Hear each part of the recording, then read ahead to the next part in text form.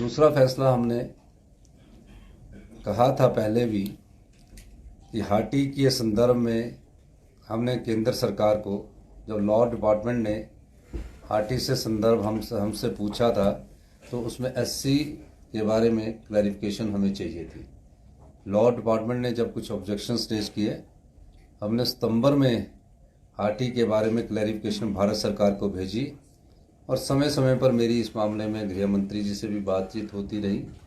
मुझे खुशी है जो हाटी समुदाय के लोग हमारे क्षेत्र में रहते हैं, उसमें परसों रात को हमको ये फैसला हमारे पास आया और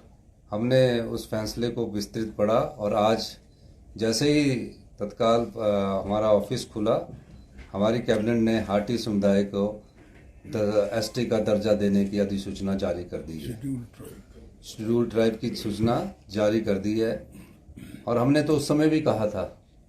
कि जैसे ही हमें उसकी क्लैरिफिकेशन आएगी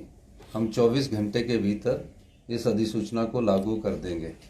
लेकिन अभी तो 24 घंटे हुए नहीं है, हमने तो उनको 10 घंटे के भीतर ही लागू कर दिया है। और इस संदर्भ में